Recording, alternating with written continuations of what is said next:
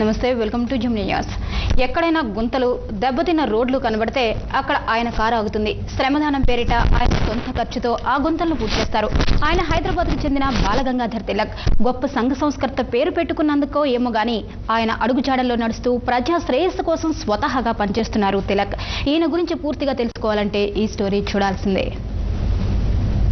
మీరు చూస్తున్న ఈ వ్యక్తి పేరు బాలగంగాధర్ తిలక్. ఈయన రిటైర్డ్ రైల్వే ఉద్యోగి. సంఘ సంస్కర్త పేరు పెట్టుకున్న తిలక్ ఆయన అడుగుజాడల్లో నడవడం విశేషం. ఉదయం లేచిన దగ్గర నుండి రాత్రి పడుకునేంత వరకు ఈయన ప్రజా శ్రేయస్సు కోసం శ్రమదానం చేస్తూనే ఉంటారు. ఎలాగంటారా? ఇదిగో ఈ కారు ఈయనదే. కారు డిక్కీలో గడ్డపార, గుణపం, కంకర మట్టి వేసుకొని నగర రోడ్లపై తిరుగుతుంటాడు. ఎక్కడైనా గుంతలు, దెబ్బతిన్న రోడ్లు కనబడితే ఆయన కారు అక్కడ ఆగుతుంది.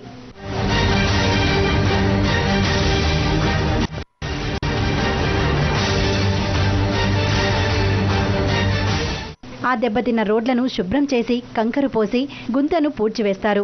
తన సొంత ఖర్చుతో రోడ్లను బాగు చేస్తుంటారు తిలక్. గత 3 సంవత్సరాలుగా ఈ శ్రమదానం ఎందుకు చేస్తున్నారో ఆయన మాటల్లోనే విందాం.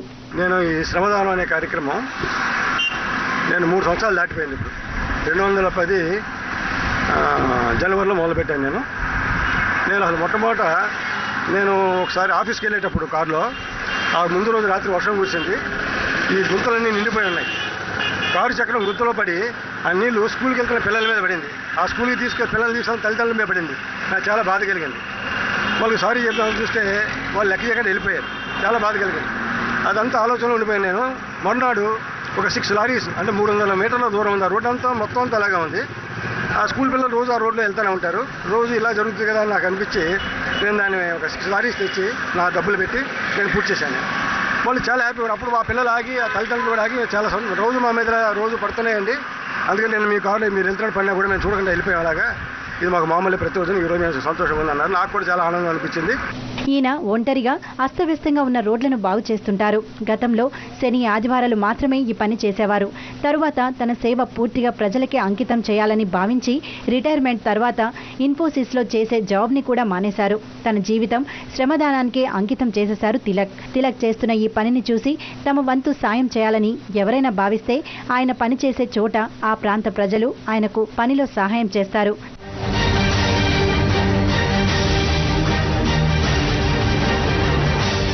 తిలక్ చేస్తున్న ఈ శ్రమదానానికి ప్రజల నుంచి ప్రశంసల వర్షం కురుస్తోంది. గవర్నమెంట్ పట్టించుకోకపోయినా కానీ ఆయనంతలో ఆయన వచ్చి చేస్తున్నాడు.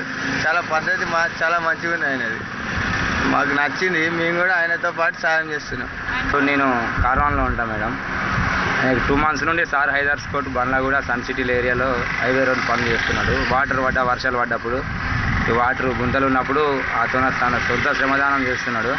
మాకు కూడా చాలా ఏదో రోడ్ల మీద పోయేటే రోడ్లు గుంతలు ఉన్నాయని చూసి వచ్చి మేము కూడా చేస్తున్నాం. సార్ ఒక్కరు బాధపడుతున్నాను వచ్చి మేము కూడా వర్క్ చేసినాము. అందరూ అలా చేస్తే బాగుంటుంది. కూడా ప్రభుత్వం కూడా పట్టించుకోవాలని కూడా ప్రతి ఒక్కరూ ఏదో ఒక రీతిలో సమాజానికి ఉపయోగపడే పనులు చేయాలని తిలక్ ఆశిస్తున్నారు. నాకు వాళ్ళ జీతం బాగానే ఇస్తున్నారు. కానీ నాకన్నా 4 రెట్లు 5 రెట్లు పనిచేసే కుర్రాళ్ళు, యువకులు చాలామంది ఉన్నారు. వాళ్ళ కుటుంబానికి అసెట్, దేశానికి అసెట్. వాళ్ళని మనం సేవ చేసుకుంటే ఎంతో ఉపయోగం ఉంటుంది. ఆ కుటుంబాలకు ఎంతో మనకి తెలియకపోయినా మనం ఏంటంటే సేవ చేసి ఉంటుంది. నాకు చెప్తుంటే దాని ఉద్దేశంతో నేను ఇంకా పూర్తిగా ఉద్యోగం మానేసినది ఈ పనులకి. దాని మీద నేను కాన్సన్ట్రేట్ చేయలేకపోయాను. ఆ ఏసీ రూమ్లో కూర్చొని పని చేయలేకపోయాను. మన పనులు మనం చేసుకుంటే అధికారులతో సంబంధం లేకుండా చిన్న చిన్న పనులు త్వరగా పూర్తవుతాయని చెబుతున్నారు తిలక్. తిలక్ చేస్తున్న ఈ శ్రమదానానికి జెమినీ న్యూస్ ఆయనకు సెల్యూట్ చేస్తోంది.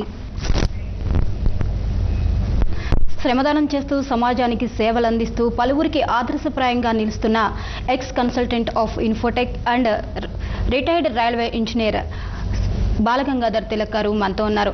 ఇప్పుడు ఆయన మన పక్కనే ఉన్నారు. ఆయన చేసిన సేవల్ని, ఆయన అభిప్రాయాలని, అలాగే నేటి తరం ఏం తెలుసుకోవాలో ఆయన నుంచి తెలుసుకుందాం.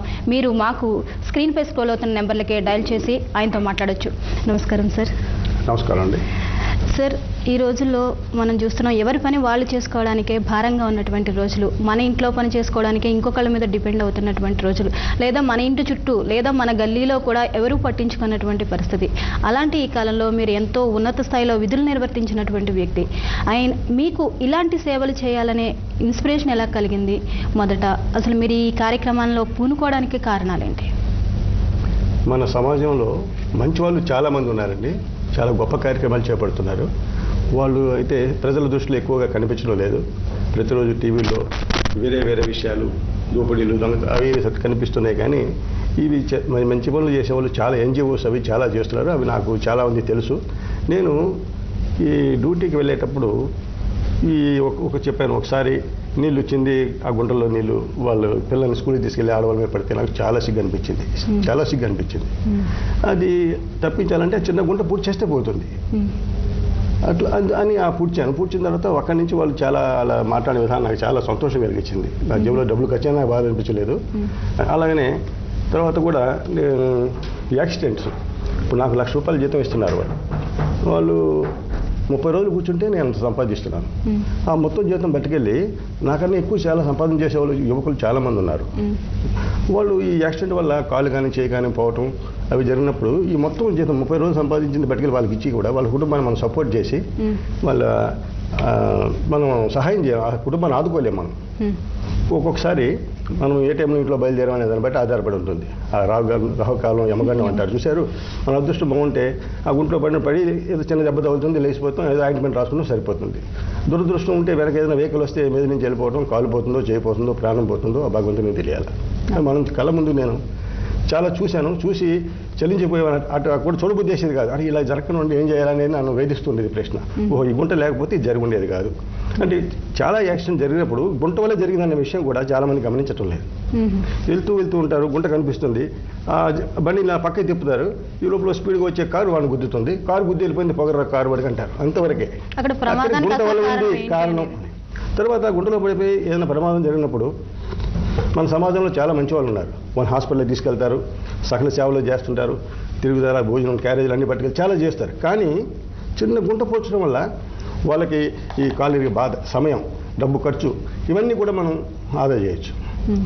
ఈ చిన్న గుంట పోర్చడం చూసినట్లయితే అందువల్ల నాకు గుంటలు పొడ్చాలనిపించి ప్రతి శని ఆదివారాలు నేను పొడుస్తూ వెళ్తూ ఉండేవాడిని. అట్టానే వెళ్తూ ఉన్నాను. కానీ ఇంకా చాలా గుంటలు, చాలా యాక్సిడెంట్లు ఎక్కడో ఒక చోట కనిపిస్తూ నేను ఈ దృష్టిలో ఎక్కడ యాక్సిడెంట్ జరిగిన గుంటలు ఉన్నాయి, ఇక్కడ జరిగిన గుంట వల్ల ఈ గుంటని ఎవరు అనడం లేదు. అనకపోతే పోనీ మనం వాళ్ళకి చెప్పే శక్తి మనకు లేదు. మనకున్న శక్తి ఏంటి? గుంటలు పోర్చగల శక్తి మనకు ఉన్నది.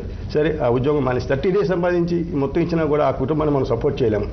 ఆ చిన్నపిల్లకి చనిపోయిన తండ్రిని తీసుకుని రాలేము, ఆ భార్యకి ఆ భర్తను తీసుకుని రాలేము. ఈ తల్లిదండ్రులు ఎంతో కష్టపడి చదివించుంటారు, మంచి ఉద్యోగం చేస్తున్నారు కదా, చాలా ఆనందించే రోజుల్లో ఒక యాక్సిడెంట్ అయ్యి వాళ్ళని కోల్పోయినప్పుడు వాళ్ళ బాధలు మనం తీర్చలేము. ఇవన్నీ తీర్చాలంటే ఈ గుంటను పూడిస్తే కొంతవరకు మనం తీర్చగలం. 30 రోజులకు అక్కడ కష్టపడి తెచ్చి ఇచ్చిన డబ్బులు ఏ కుటుంబాన్ని కూడా సపోర్ట్ చేయడానికి పూర్తి జీవితకాలం సరిపోదు. వాళ్ళు ప్రమాదాలు తప్పిస్తే ఎన్నో కుటుంబాలకు సహాయం చేయొచ్చు అనే విషయం నాకు చాలా అర్థమయ్యి నేను అక్కడ కూర్చోలేకపోయాను, నేను అక్కడ కాన్సన్ట్రేట్ చేయలేకపోయాను. ప్రతిరోజు ఇప్పుడు ఇది పూజిస్తున్నాను నేను. ఓకే, అసలు ఏదైనా సమస్య ఉన్నప్పుడు అధికారుల దృష్టికి తీసుకువెళ్లాలనే యోచనలో ఉంటారు అందరూ, లేదా వాళ్ళు ఈ పని చేయట్లేదు, దీనివల్లే ప్రమాదాలు జరుగుతున్నాయని మనం విమర్శించడము జరుగుతుంది, అధికారులను తప్పుపట్టడం జరుగుతుంది.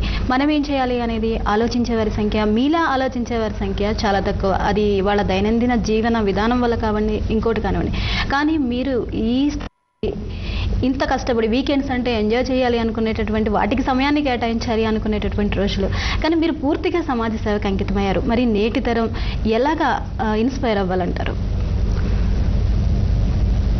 అది ఎంజాయ్ చేయడం అనేది విషయానికి వస్తే అది ఒక్కొక్కరి ఉద్దేశం, ఆలోచన, వాళ్ళ యొక్క పరిస్థితిని పెరిగిన ప్రభావాన్ని బట్టి ఎంజాయ్మెంట్ అనేదానికి నేను ఇప్పుడు పని చేస్తూ నేను చాలా ఆనందం పొందుతున్నాను. ఎందుకంటే వాళ్ళకి తెలిసినా తెలియకపోయినా నాకైతే తృప్తుంది. చాలామందికి నేను ఇది ప్రమాదం జరగకుండా కాపాడుతున్నానే తృప్తి నాకు చాలా ఆనందం ఇస్తుంది. అంటే ఆనందం అనేదానికి ఒక్కొక్కరికి ఒక్కొక్క రకంగా ఉంటుంది. ఒకరికి ప్యాకెట్ ఆడితే ఉంటుంది, ఇంకోటి చేస్తే ఉంటుంది, ఇంకోటి ఉంటుంది. ఇంకోటి క్రికెట్ చూసి వాడు 6 కొట్టి పైకి ఎగిరి కింద దూకి నేను దేశాన్ని వద్ద ఉంచాను అనుకున్న వాళ్ళకి ఆ రకమైన ఆనందం ఉంటుంది. రకరకాల ఆఫ్కోర్స్ వాళ్ళు విమర్శించాలని కాదు, ఆనందం అనేది రకరకాలుగా ఉంటుంది. నాకైతే నేను ఈ రకంగా చాలా తృప్తి పొందుతున్నాను. నాకు చాలా సంతోషంగా ఉంది. అంచేత నేను చేయగలను. పైగా మీరు ఇందాక అన్నారు, నేను పని చేస్తూ ఊరికనే తత్వం నాకు లేదు. నేను ఈ విషయాలు హోమ్ మినిస్టర్ గారి దృష్టికి తీసుకెళ్ళి చాలా లెటర్స్ ఇచ్చాను. నేను తర్వాత కమిషనర్ గారి దృష్టికి తీసుకెళ్ళి లెటర్స్ ఇచ్చాను.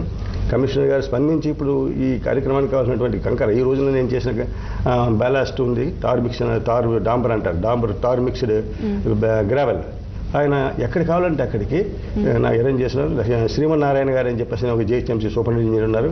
వాళ్ళు సార్ తెలంగాణ మీకు ఎక్కడ కావాలండి, మీరే మీరు మాకు సహాయం చేస్తున్నారు అంటారు, కానీ నేను వాళ్ళు నాకు సహాయం అని అన్నారు వాళ్ళు. అది మీకు నేనే వాళ్ళకి సహాయం చేస్తున్నాను అంటారు. కమిషనర్ గారి దగ్గర కూడా ఎప్పుడన్నా ఒకవేళ పని మీద వెళ్ళినా కూడా ముందు వెంటనే ఆయన చాలా ఆదరించి తీసుకుని మీకు ఏం కావాలి తిలక్ గారు ఇంటికి వచ్చారని చెప్పి వెంటనే సహాయం అందిస్తారు. అటువంటి గొప్ప వ్యక్తి మనకు కమిషనర్గా ఉండటం చాలా అదృష్టం. ఎందుకంటే వాళ్ళని లెటర్స్ ఇస్తుంటాను, అది నేను కొంచెం కోపస్తుడిని, అంచేత నేను ఇచ్చేది చాలా లెటర్స్ రాసి ఆ లెటర్స్ స్పందన రాకపోయేటప్పటికి ఒక చిన్న ఫోటో రూపంలో ఏమంటే మన రోడ్లు ఈ విధంగా ఉంటున్నాయని చెప్పి కమిషనర్ గారికి నేను ఒక ఫోటోని చూపించడం జరిగింది. అంటే అందమైన రోడ్లు చాలా బ్యూటిఫుల్గా ఉంటాయి, ఎంత అందంగా ఉంటాయి అంటే చాలా అందంగా ఉంటాయి. ఆ రోడ్లు ఎక్కడో ఒక చోట చిన్న గుంట పడుతుంది, దాన్ని నెలలు సంవత్సరాలు అలా ఎందుకు వదిలేస్తున్నారు? డబ్బు లేదా, బుద్ధి లేదా అనేది తెలియటం కోసం నేను ఈ ఫోటోని తీసి కమిషనర్ గారికి స్వయంగా చూపించడం, హోమ్ మినిస్టర్ గారికి చూపించడం కూడా జరిగి మీరు అని చెప్పడం జరిగింది. ఓకే అండి, ఇప్పుడు ఒక కాలర్ లైన్లో ఉన్నారు మనకి. ఏలూరు నుంచి శ్రీరామ్ గారు కాల్ చేస్తున్నారు. శ్రీరామ్ గారు గుడ్ ఈవినింగ్ అండి. Good evening madam. Balagangadhar Tilak గారు ఇక్కడే ఉన్నారు, ఆయనతో మాట్లాడండి. అందుకేనండి ఒకసారి చెప్పండి. బాలగంగాధర్ తిలక్ గారు నమస్కారం సార్. నమస్కారం అండి. మీరాగా సొసైటీ పట్ల రెస్పాన్సిబిలిటీ ఫీల్ అయ్యే వ్యక్తి రిటైర్మెంట్ అయిన తర్వాత కూడా ఇంకా దేశానికి సేవ చేయాలని కూడా చాలా సంతోషం కలిగిస్తుందండి. భగవంతుడు మనకి ఆరోగ్యం ఇచ్చాడండి, మంచి ఆలోచన ఇచ్చాడండి, నేను చేయగలుగుతున్నాను. ఇదంతా ఆయన కృప, ఆయన దయ వల్ల మనం చేయగలుగుతాం. చాలా స్ఫూర్తిదాయకం అండి. మాకు ఏలూరులో కూడా ఒక చిన్న ఇన్సిడెంట్ చెప్తాను సార్. ఏలూరులో మాకు జిల్లా కేంద్రం సార్ ఏలూరు అంటే. ఈ మాకు వాటర్ బ్రిడ్జ్ ఒకటి ఉంది సార్ ఏలూరులో. అది అసలు మొన్న నీలం తుఫాను కారణంగా మొత్తం సర్వనాశనం అయిపోయిందండి సర్ఫేస్ అంతాను. అంటే నేను వెంటనే RNBSCతో చెప్తే 1 వీక్ లో నేను బాగు చేయించగలిగానండి, అధికారుల దృష్టికి తీసుకువెళ్ళి. చెప్పండి. అలాగే ఇంకా మాకు వెస్ట్ గోదావరి జిల్లా కేంద్రం కలెక్టర్ గారి కార్యాలయం అండి చాలా ధ్వంసమైపోయిందండి. కలెక్టర్ గారే పట్టించుకోవట్లేదండి. మా జిల్లా కలెక్టర్ గారి ఆఫీసు లోపల ఇంటీరియర్ రోడ్లు చాలా దరిద్రంగా ఉన్నాయండి. అది నేను వారి దృష్టికి కూడా తీసుకెళ్లానండి, ఇంతవరకు బాగు చేయించుకోలేకపోతున్నారండి. పశ్చిమ గోదావరి జిల్లా కలెక్టరేట్ అండి, కలెక్టర్ గారి కార్యాలయం అండి. ఓకే అండి, చెప్పండి. అది ఆ విషయంలో కూడాను మేము ఇక్కడ శ్రద్ధ తీసుకుంటున్నాం, కానీ అధికారుల్లో తగిన పూర్తి స్పందన ఉండట్లేదండి. అది దాని విషయంలో మరి సాక్షాత్తు జిల్లా కలెక్టర్ గారి కార్యాలయంలో 30 ఆఫీసులు ఉన్నాయండి. జిల్లా స్థాయి కార్యాలయాలు 30 వరకు ఉన్నాయండి ఇక్కడ మాకు ఏలూరులో. ఎవరో ఒక్కళ్ళు కూడా పట్టించుకోవట్లేదండి. ఎంతో మంది రోజుకి 30-40 వేల మంది ప్రజలు వస్తూ ఉంటారండి ఆ కార్యాలయానికి. మరి కలెక్టర్ గారు కూడాను, మరి కలెక్టర్ గారు కానీ ఇంకా women and child welfare office ఉంది, DRD ఆఫీస్ ఉంది, కోఆపరేటివ్ డిస్ట్రిక్ట్ ఆఫీసర్ ఉన్నారండి. అక్కడ ఎన్ని ఆఫీసులు ఉన్నా కూడా అసలు ఎవరు పట్టించుకోవట్లేదండి. కలెక్టర్ గారి కార్యాలయంలో ఇంటీరియర్ రోడ్లు అండి, అంతర్గత రహదారులు అండి. ఓకే, ఇప్పుడు తిలక్ గారి నుంచి మీరు ఏమన్నా సహాయం కోరబోతున్నారా? కనీసం సలహా గానీ అంటే మా వరకు నేను కూడా చేయగలను కానండి. అంటే అంత వారిలాగా అసలు అంత స్ఫూర్తిగా వారు చేస్తున్న చాలా సంతోషం వేస్తున్నాండి. నిజంగా వారి కన్నా వస్తే ఇక్కడ కనీసం మా జిల్లా అధికారులు సిగ్గుపడేలాగా అలాంటి వారు వస్తే మేము ఇక్కడ వారికి అకామిడేషన్ అంతా ఇస్తామండి. కనీసం ఉత్తరే ఒక ఆయన రోల్ మోడల్ గా మేము అక్కడ చూపిస్తా కన్నా ఉపయోగపడతారని చెప్పి నా ఆశ అండి. ఓకే అండి, మిమ్మల్ని ఒక రోల్ మోడల్ గా వాళ్ళందరికీ చూపించి వాళ్ళలో కదలికి తీసుకురావాలి అనే ఆలోచన ఆయనకి కలిగింది. ఇప్పుడు ఇదే విషయం మన మిగిలిన నగరాలు, తెనాలి నుంచి, రాజమండ్రి నుంచి, కాకినాడ నుంచి, విశాఖపట్నం నుంచి, చాలా నగరాల నుంచి, ఈవెన్ బెంగళూరు, చెన్నై నుంచి కూడా మీరు ఒకసారి రండి, మీతో కలిసి మొదలుపెట్టి మేము ముందుకు వెళ్తామని అడుగుతున్నారు. దానికి నేను ఆలోచన చేస్తున్నాను. రేపు ఫ్రైడే తెనాలి వస్తానని చెప్పి నేను వాళ్ళకి మాట ఇచ్చున్నాను. అక్కడికి వెళ్ళి వచ్చిన తర్వాత అంటే ఇక్కడ మనకి కృష్ణబాబు గారు అంటే కృష్ణ పరమాత్ముడు అంత గొప్ప ఆఫీసర్ ఉన్నాడు కాబట్టి నాకు పెద్ద సమస్య అనిపించలేదు. ఆయనే మీకు ఏం కావాలో చేస్తానని చెప్పి నేను చాలా ఆప్తమిత్రులాగా మాట్లాడతారు, కానీ ఒక ఆఫీసర్గా ఆయన ఎప్పుడు కూడా నాతో మాట్లాడలేదు. కానీ మీరు చెప్పినట్టు కలెక్టర్ గారు ఆఫీస్ ముందే ఉంది అంటే చూడలేకపోతున్నారు ఏదని చెప్పంటే అటువంటి ఆఫీసర్లు ఉండడం మన దురదృష్టం. మన సమాజంలో ఉద్యోగం వచ్చే వరకు ఒలింగి ఉండి ఉద్యోగం వచ్చిన తర్వాత నిలబడి 9 రోజులు అయిపోయిన తర్వాత వెనక్కి నిలబడి మాట్లాడే ఈ తత్వం పోయిన రోజుని బాగుపడతాం. ఇది మన దేశం, మన ప్రజలు అనే భావం కలిగిన ఆఫీసర్లుగా వస్తే మనం చాలా లాభం పొందుతాం. అటువంటి రోజుల కోసం మనం ఎదురు చూద్దాం. తిలక్ గారు, ఇప్పుడు నెలకొన్నటువంటి పరిస్థితి ఆయన చెప్పిన దాని కానివ్వండి, మన నగరంలో రోడ్ల పరిస్థితిని కూడా మనకి తెలుసు. ఎవరైనా వస్తున్నారంటే ప్రధాన కూడళ్ళు ఏముంటాయో అక్కడ వేయించడం, ఇలాంటివి చూస్తున్నాము. ఇది ఎక్కడ పొరపాటు జరుగుతుందంటారు? ప్రభుత్వ వైఫల్యమే అని అనుకోవాల్సి ఉంటుందా? ప్రజా శ్రేయస్సును అసలు దృష్టిలోకి తీసుకోవటం లేదు అని అనుకోవాల్సి ఉంటుందా? మీరేమంటారు? దీనికి ఒక మాటలో చెప్పాలంటే చాలా కష్టం. అందరికీ తెలుసు చాలా చిన్న విషయం మనం సరి చేయలేకపోతుంది. ఎందుకంటే మనం ఏదైనా వెళ్ళి చెప్పామనుకోండి నువ్వెవడరా నాకు చెప్పేది అని ఒక చాలా తేలిగ్గా తీసిపడేసే తత్వం మన అందరిలోనూ అలాగ పాటుకుపోయింది. ఇప్పుడు సపోజ్ మన సిటీ ఇంత బాగుంది, మంచి మంచి రోడ్లు, ఇప్పుడు ఒక ప్రభుత్వం వల్ల అశ్రద్ధ వల్లే మన రోడ్లు కానీ ఇవి కానీ ఇలాగ ఉండటం లేదు. ఇది ఎంతో చాలా బ్యూటిఫుల్ సిటీ. ఇందులో చాలా మంచి మంచి రోడ్లు వేశారు. చాలా చోట్ల ప్రజలే వాటిని నాశనం చేస్తున్నారు. ఎవరింటి ముందు వాడు శుభ్రంగా ఉంచుకునే బదులు ఎవరింటి ముందు వాడు పాడు చేసి ఏమండి మీరు ఇట్లా చేస్తున్నారని నేను అడిగిన సందర్భాలు చాలా ఉన్నాయి. అంటే ప్రజల పాత్ర కూడా ఇంపార్టెంట్. ప్రజల పాత్ర 40% ఉంది. 40% ఉంది ఖచ్చితంగా. నేను ప్రతి చోట నేను చూడగలిగాను, చూసి వాళ్ళకి నేను చెప్పాను. చెప్పిన తర్వాత అందులో కొంతమంది విన్నారు, కొంతమంది అటు ఇటుగా ఉన్నారు. మీరు ఎవరంటే మాకు చెప్పడానికి అని అన్నారు. అయినా సరే నేను వాళ్ళ ఇంటి ముందు కూడా నేను నిలబడి చేస్తుంటే హౌస్ ఆఫ్ లాట్స్ అంటారు చూసారు, వాళ్ళ అరుగు మీద కూర్చొని చూసి బాబు ఆ పక్కన ఇంకా ఉంది, నువ్వు ఇంతెంత తీస్తున్నావు, ఎప్పుడు అవుతుంది, ఒకసారి ఇలా ట్రక్ తేవచ్చు కదా అని సలహాలు కూడా ఇచ్చారు అరుగు మీద కూర్చొని. నేనే బాధపడి ఇవన్నీ ఇటువంటి చాలా చూసి నేను ఆనందం పొందుతుంటాను. ఇటువంటి మనుషులు మన సమాజంలో ఉన్నారు కదా అని. ఏమో మీరు నీళ్ళు వదిలేస్తున్నారు, రోడ్డు మీద వచ్చి పాడైపోతున్నాయి కదా అంటే మున్సిపాలిటీ వాళ్ళు ఏం చేస్తున్నారండి, వాళ్ళు ఏంటి, వాళ్ళు ఏం పని, వాళ్ళు ఏంటి అక్కడ కూర్చొని వీళ్ళ ఇంట్లో నుంచి నీళ్ళు రోడ్డు మీదకి ఇలా వదిలేస్తుంటే వాళ్ళు వచ్చి ఎదురు చేయాలి. ఇటువంటి తత్వం కూడా మన ప్రజల్లో మారాల్సిన అవసరం ఉందండి. తర్వాత ప్రభుత్వం కూడా మనుషులే, మన సమాజం, మన తమ్ముడు, మన ఫ్రెండ్, మన ఇంటి పక్క కూడా ముందు వీళ్ళు ఉద్యోగులు అంటే ఎక్కడి నుంచి వచ్చారండి, మన ఇళ్లలో నుంచి, మన సమాజంలో నుంచి వచ్చి వెళ్తున్నారు వాళ్ళు. వాళ్ళకి మంచి పద్ధతులు లేవు. పద్ధతులు లేకపోవడం వల్ల అశ్రద్ధ, ఉద్యోగం వచ్చే వరకు ఉద్యోగం కోసం బాధ, ఉద్యోగం వచ్చిన తర్వాత మత్తుగా పడుకోవడం, ఇది ఆనందించడం, అదే ఏదో నన్ను ఎవడు అడుగుతాడనే ఒక భయం. అది మనం సరి చేసుకోగలిగిన రోజున ఈ ప్రజల సహకారంతో 40%, ఈ కింద ఉద్యోగులు, కింద స్థాయి ఉద్యోగులు వాళ్ళు చేయవలసిన విధులు వాళ్ళు చేస్తే వాళ్ళకు 30% చేసిన రోజు ఇంకా మిగిలిన 30% పైన మిగులుతుంది. ఆ 30%కి ఆటోమేటిక్గా మనం చేయలేము. దానికి కొంచెం వనరులు కావాల్సి వస్తాయి, దానికి ప్లానింగ్ కావాల్సి వస్తుంది. అది వాళ్ళు కూర్చుని మనం చేయించుకోగలుగుతాం. అయితే ప్రజల సహకారం ఉన్న రోజున మనం చాలా చేయగలుగుతాం. ఎవరి ఇంటి ముందు వాడు పాడు చేసేవి నేను మీకు చాలా, నా దగ్గర వీడియోస్ ఉన్నాయి, క్లిప్పింగ్స్, మీరు ఎప్పుడైనా అవకాశం ఇస్తే నేను చూపించగలుగుతాను. ఇప్పుడు ఎన్సీసీ అని ఒక పెద్ద కన్స్ట్రక్షన్ కంపెనీ హైటెక్ సిటీ దగ్గర ఉంది. ఇప్పుడు కాల్ తీసుకుందాం అండి. కాలర్ లైన్ లో ఉన్నారు, కొత్తపేట నుంచి శర్మ గారు. గుడ్ ఈవినింగ్ అండి. నమస్తే అండి, తిలక్ గారు అండి. నమస్కారం అండి. నమస్కారం అండి. ఏం లేదండి, నేను మీరు చేస్తున్న పనికి బాగా అప్రిషియేట్ చేస్తున్నాను, చాలా సంతోషం. అయితే మాత్రం నేను చెప్పేది ఒకటే అండి మీకు. చెప్పండి. చెప్పండి. ఏం లేదండి, ఇప్పుడు మీరు పూడుస్తున్నారు, వాళ్ళు ఏముందంటే ఖర్చు రాసేసుకుని రాజకీయ నాయకులు అధికారులు కలిపి బిల్ చేసుకుని దొబ్బుతారు.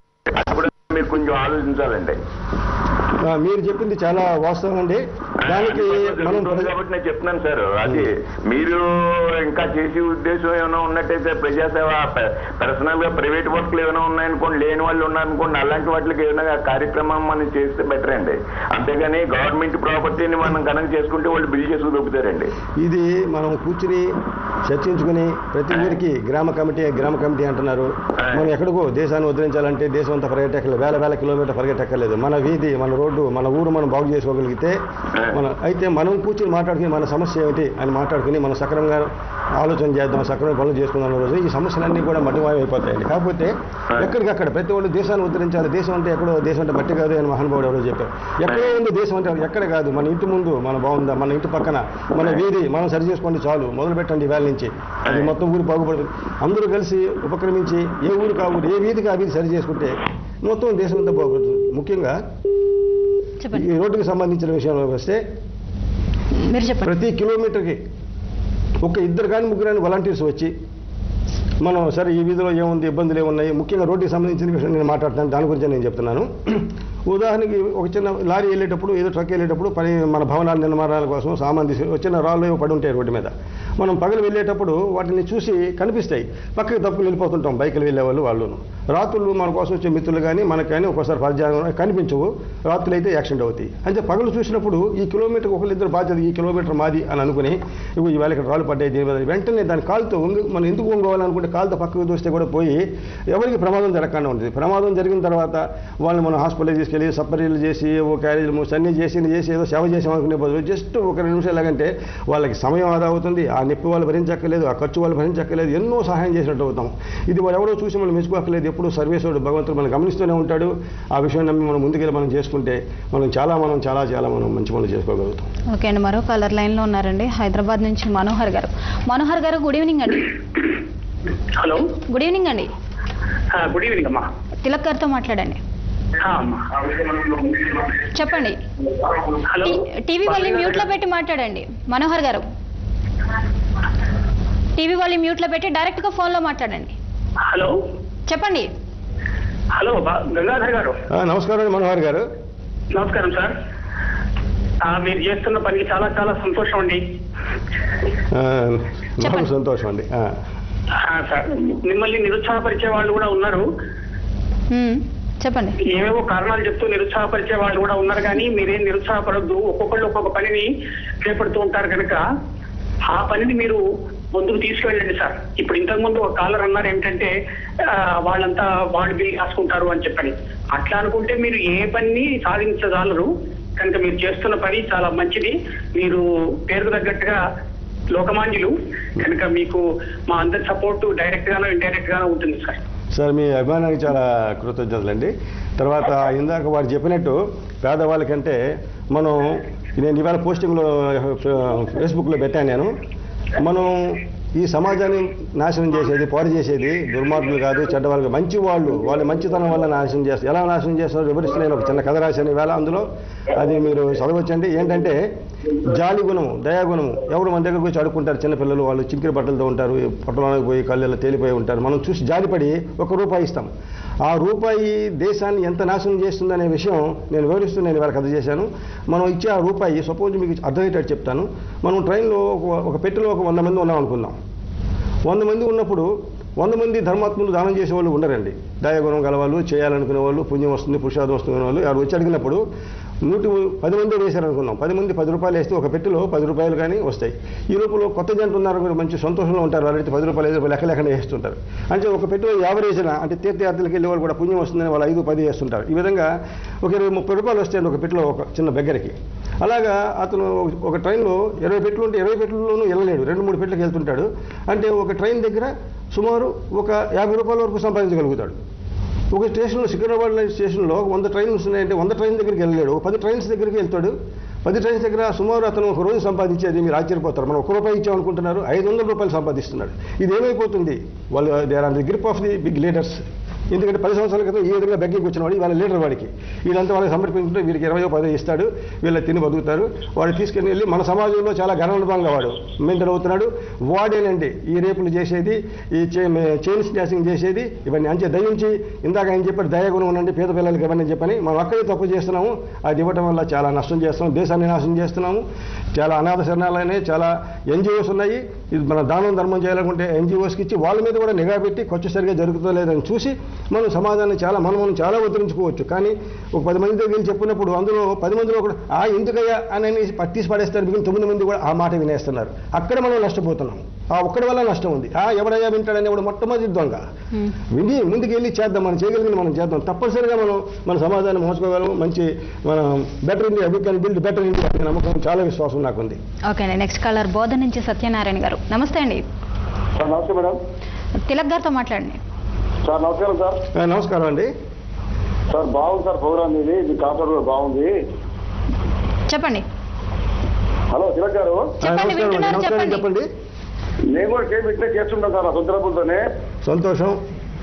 మేము కూడా ఇక్కడ రోడ్డు కనపడ్డా గుంట అయిపోయడం, లైట్లు పెట్టేయడం. ఉన్నారండి చాలా మంది మంచి పనులు చేసేవాళ్ళు, మీలాంటి వాళ్ళు చాలా మంది ఉన్నారండి. కాకపోతే ఏంటంటే ప్రతిరోజు ఎవరినో దేశాన్ని దోసుకునే వాళ్ళని ఇంకొకరిని చూపించి ప్రపంచం అంతా ఎలాగే ఉందని భ్రమ కలిగిస్తున్నారు. మంచి వాళ్ళు సేవ సమాజంలో చాలా మంది ఉన్నారండి. వాళ్ళని మనం ఒకసారి మన టీవీ వాళ్ళు ప్రతిరోజు ఏదో కార్యక్రమాలు చూపించి ఈయన సేవ చేస్తున్న ఈ వ్యాలీ నిజంగా ఇది చాలా సంతోషమైన విషయం. ఇలా చూపించి ఇది ఆయన పోటీతత్వం మనుషులు ఎప్పుడు ఉంటుందండి. ఎవరైనా మంచి పని చేస్తే వాడు మంచి పని చేయాలనుకుంటే, వాడు చెడ్డ పని చేస్తే ఆ భావం కలిగి అరే వాడు కోర్టు దోసుకున్నట్టు మనం ఎందుకు దోసుకోవడం అనే భావమే కలిగిస్తున్నారు. వాళ్ళని తక్కువగా చూపించి ఈ సమాజానికి ఎంతో సేవ చేసేవాళ్ళు వాళ్ళని కాస్త చూపిస్తుంటే వాళ్ళను మనం దేవుడి గుడికి వెళ్ళామనుకోండి, ఎవరో ఆయన 10,000 దానం చేశారంటే 5,000 దానం అరే మనం కూడా ఎంత ఇద్దామనే ఉద్దేశం కలుగుతుంది. అంటే ఒక మంచి పని చూసినప్పుడు మనం కూడా మంచి చేద్దాం అనిపిస్తుంది. అంచేత మంచి విషయాలు వీళ్ళు ఛానల్స్ ఎక్కువ చూపించి మరి ఆ దుర్మార్గం గురించి దేశాన్ని దోసిన వాళ్ళు తక్కువ చూపిస్తే మన సమాజం చాలా బాగుపడుతుందని చెప్పి నేను అనుకుంటున్నాను. నెక్స్ట్ కలర్ లైన్ లో ఉన్నారు నటరాజు గారు. నమస్తే అండి. హలో నటరాజు గారు. ఖమ్మం నుంచి. ఓకే అండి. తిలక్ గారితో మాట్లాడండి. నమస్తే అండి, నేను తిలక్ గారితో మాట్లాడాలని కాల్ చేస్తానండి. నమస్కారం అండి. నమస్తే అండి తిలక్ గారు. మీరు ఇంత వయసులో ఈ సేవా కార్యక్రమంలో పాల్గొన్నందుకు ఖమ్మం తరఫున మేము మీకు ధన్యవాదాలు తెలుపుతున్నామండి. మీకు ధన్యవాదాలు. ఖమ్మం మున్సిపాలిటీ నుంచి కార్పొరేషన్ గా మార్చారు. చెప్పండి వింటున్నారు. అయినా కూడా నాకు వచ్చిన సలహా ఏంటంటే, మీరు పెద్దవారు, నా వయసు మీకు సలహా ఇచ్చేంత లేదు, కానీ అయినా కూడా నాకు తెలిసిన సలహా ఏంటంటే ప్రతి మున్సిపాలిటీ, ప్రతి కార్పొరేషన్ పంపుల కోసం అని రోడ్లు తవ్విస్తుంటదండి. దాని నుంచి చాలా రూపంలో డబ్బులు వచ్చింది. కానీ ఆ పంపుకి తవ్విన గుంతలు మాత్రం ఎప్పటికీ పూర్తుందండి. మళ్ళీ దానికి బిల్లు పెట్టి కలెక్షన్ కాంట్రాక్టర్కి ఇచ్చి దాంతో చెరువులో చాలా మంది ఇబ్బంది పడుతుంటారు. దాని బదులు అసలు పంపు వేసుకునే వాటితోనే ఇది పూర్తి అయిన తర్వాత మళ్ళీ రోడ్డు యాజిటీజ్గా వేసిన తర్వాత పంపు కనెక్షన్ ఇస్తే అది బెటర్ అని నా ఉద్దేశం అండి. మున్సిపాలిటీ ఎందుకు ఇలా చేస్తుందో కాదు, ఇటువంటి దాని మీద మంచి అవేర్నెస్ తీసుకొస్తే బాగుంటుందని నా ఉద్దేశం. తిలక్ గారు, మీరు చెప్పిన దాంట్లో చాలా సత్యం ఉందండి. వాళ్ళు చాలా బాధ్యతారాహిత్యంగా ఉంటున్నారండి. వాళ్ళు ఆ విషయాలు మనం అందరం కూర్చుని మనం ఎక్కడికక్కడ గ్రామ కమిటీలుగా ఏర్పడి మన గ్రామం, మన వీధి, మన రోడ్డు అంటూ చేసుకుంటూ మనం పెద్ద సంఘాలుగా ఏర్పడి మనం రిప్రజెంట్ చేసి చాలా చేయొచ్చండి. నా దగ్గర ఏమి చేయాలనే విషయం పూర్తిగా మున్సిపాలిటీ వాళ్ళు ఏం చేయాలి, ఏ రకంగా సహకరించాలి, వాళ్ళ మీద నిఘా ఉండేటట్టు కూడా ఒక రకమైన పుస్తకం ఉంది. వర్క్ కమ్ ఇన్స్పెక్షన్ బుక్ అని చెప్పి మనం ఒక రిజిస్టర్, ప్రతి వర్క్ కమిషనర్ గారు ఒకటే ఉన్నాడు. ఆయన ప్రతి చోటుకి వెళ్ళి ప్రతి గుంట ఎలా ఉంది, ప్రతి రోడ్డు ఎలా ఉంది అని చూడలేరు. ఆయన దగ్గర సూపరింటెండెంట్ ఇంజనీర్స్ ఒక 2 మంది ఉన్నారు. అక్కడ కింద ఇంకా ఎగ్జిక్యూటివ్ ఇంజనీర్స్ ఉన్నారు. తర్వాత అసిస్టెంట్ వీళ్ళందరికీ సుమారు ఒక 200 మంది వర్క్ ఇన్స్పెక్టర్స్ ఉంటారు. బేసిక్ పీపుల్ వీళ్ళు. ప్రతి వాళ్ళకి ఒక 5-6 కిలోమీటర్ల పరిధిలో వాళ్ళకు ఉంటుంది. వాళ్ళు ఎందుకు చూడలేకపోతున్నారు? వాళ్ళకి మనం ఒక చిన్న పుస్తకం ఎవరైతే పంపు అప్లికేషన్ పెట్టారో పంపు కనెక్షన్ ఇచ్చే ముందు తగ్గిన రోడ్డు యాక్టివిటీగా వేసిన తర్వాత పంపు కనెక్షన్ ఇస్తే గుంటలు అనేవి నెలల తరబడి, సంవత్సరాల తరబడి ఉండవనేది నా అభిప్రాయం. దీనికి ప్రతి సమస్యకి చాలా చిన్న పరిష్కారం ఉందండి. చాలా చిన్నది పరిష్కారం, చాలా సింపుల్గా అవుతుంది. అయితే దానికి ఏంటంటే మనం ఎక్కడైనా సరే మన ఆఫీసర్స్ కానీ మినిస్టర్స్ కానీ, ఇప్పుడు మినిస్టర్ వెళ్తున్నారు అనుకోండి, నేను ఒక చోట ఏమండి నీళ్ళు ఇలా వదిలేశారు మీరు, రోడ్డు పాడు చేస్తున్నారని అడిగితే రోజు చీఫ్ మినిస్టర్ ఇలా పోతుంటాడా, రోజు హోమ్ మినిస్టర్ పోతుంటాడా, నువ్వు వాడవయ్యా పోవయ్యా అని సమాధానం చెప్పడానికి వీడియో ఉంది, మీకు ఎప్పుడైనా చూపిస్తాను మీకు అనేది. అంటే వాళ్ళు వెనక అంటే అది ఊరుకుడు చేసే పనండి. ఇక్కడ ఎవరి తరగతిలో వాడే పడతాడు, వాడి ఇంటి ముందు బయట వేసుకుంటాడు, పిల్లో తల్లో చెల్లో ఎవరో ఒకరు పడతారండి, అప్పుడు బాధపడతాడు. అంటే వాళ్ళకు కూడా ఈ పెయిన్ తెలియాలి అనేది ఆయన. అదే అంటే వాళ్ళకి తెలియాలి అంటేనండి మనకు ఒక చిన్న వ్యవస్థ ఉందండి. వ్యవస్థ కొంచెం నిర్వీర్యం అయ్యింది. మరి వాళ్ళకి ఆ మాట అంటే బాధ కలగవచ్చు. దాన్ని మనం నిఘా పెట్టడానికి ఒక చిన్న పుస్తకం ఒకటి ఉందండి, ఒక register, work come inspection. Work come inspector work inspector ఆయన మనం ఉందనుకుంటే గుంట ఉంది పూడ్చలేదు, మన ఈ గుంట ఎప్పుడు పడింది, నువ్వు ఎప్పుడు చూసావో చూడలేదా, తాగి ఇంట్లో పడుకున్నావా, లేకపోతే నీకు ఎవరైనా సమాచారం ఇచ్చారా, ఇస్తే ఎప్పుడు ఇచ్చారు, నువ్వు ఎందుకు చేయలేకపోతే నీకు మనుషులు లేరా, లేకపోతే నీకు సామాన్ లేదా, లేకపోతే లేకపోతే పై వాళ్ళ నోటీస్ తీసుకెళ్ళి అనేటువంటి ఒక చిన్న రిజిస్టర్ ఉందండి. అది మనం ఈ రిజిస్టర్ ప్రతి వర్క్ ఇన్స్పెక్టర్ దగ్గర పెట్టిన రోజున ఇటువంటివన్నీ మఠమైపోతాయండి. ఎందుకంటే ఆ ఇన్స్పెక్షన్ రిజిస్టర్ ఈ మినిస్టర్ కానీ ఈ ఆఫీసర్ పై ఆఫీసర్ కానీ వచ్చినప్పుడు చూసి దాన్ని మరి ఇక్కడ ఈ గుంట ఉంది భయంకరంగా నల్లి నుంచి ఉందంటున్నాడు వీడు, నువ్వు అసలు ఎందుకు చూడలేదు, చూస్తే నువ్వు ఎందుకు చేయలేదు, చేయడానికి నీకు ఏం కావాలి, మనుషులు లేరా లేకపోతే ఏమీ లేదు అనే విషయాన్ని మనం నిఘా పెట్టి ఒక పుస్తకం పెట్టిన తర్వాత దాని మీద ఒక రిజిస్టర్ మెయింటైన్ చేస్తారు. దానికి జవాబుదారీ చేసిన తర్వాత అసలు మనకు ఎక్కడ ఇటువంటి కనిపించవండి. ఓకే అండి, మనకి ఇచ్చిన సమయం అయిపోతుంది. ఫైనల్గా మీరు ఇచ్చే నేటి తరానికి మీరు ఇచ్చే మెసేజ్ ఏంటండి? మెసేజ్ అందరూ యువకులు నేను ఎందుకు చేస్తానంటే యువత మంచి మంచి ఉద్యోగాలు చేస్తున్నారు, చాలా సంపాదిస్తున్నారు, కుటుంబానికి చాలా పెద్ద అసెట్, కుటుంబానికి కాకుండా మన దేశానికి కూడా చాలా పెద్ద అసెట్. వాళ్ళకి ఈ బైక్ యాక్సిడెంట్ అంటే ఇప్పుడు నేను చాలా ముసలివాడిని, నేను బైక్ ఎక్కితే నాకు కూడా 60-70 వెళ్ళిపోవాలనిపిస్తుంది. ఎందుకంటే మంచి మంచి రోడ్లు ఉన్నాయి. అంత మంచి రోడ్లు ఎక్కడ చిన్న గుంట ఉంటుంది, ఆ గుంట మన ఏరియాలో మనకు తెలుస్తుంది, లేకపోతే మన పరిచయం పడిపోవడం, ఇందాక చెప్పినట్టు ఏదైనా ఏదైనా వెహికల్ వస్తే పెద్ద ప్రమాదం ఇటువంటివన్నీ జరుగుతున్నాయి. అంచేత ప్రతి కిలోమీటర్కి ఒక 2-3 వాలంటీర్స్ ఏర్పడి ఇటువంటిది ఏమన్నా ఉంటే వాళ్ళు చేయగలిగితే చేయటం, చేయలేకపోతే మా శ్రమదానాన్ని మీకు చెప్తే మేము అంత దూరం వచ్చి ఎంత దూరమైనా వచ్చి ఈ సిటీలో మేము చేయగలం అని చెప్పి నేను వాళ్ళకి నిర్ణయించుకుంటున్నాను. థ్యాంక్ యూ సార్, స్టూడియోకి వచ్చి మీ అభిప్రాయాన్ని చెప్పినందుకు, మీరు ఇంత గొప్ప సేవల్ని సమాజానికి అందిస్తున్నందుకు మేము ధన్యవాదాలు తెలుపుకుంటున్నాం. మా ఛానల్ తరఫున మీరు ఇక్కడికి రావడం మా అదృష్టంగా భావిస్తున్నాం. Thank you so much sir. చూసారు కదండి, తిలక్ గారి మాటల్లో వినే ఉంటాం, ఎవరో వస్తారు ఏదో చేస్తారు అని కాకుండా ముందుగా మనం స్పందించడం మొదలెడితే మార్పు అనేది సాధ్యమవుతుంది. ఈ సమస్య అనేది పరిష్కరించగలిగే పరిస్థితిని మనం చూడగలుగుతాం. మనతో పాటు వెనకాల మరో నలుగురు నడిచొచ్చే పరిస్థితి మనం తిలక్ గారిని చూసి తెలుసుకోవచ్చు. ఇది ఈనాటి ప్రత్యేక కార్యక్రమం. Keep watching Gemini news.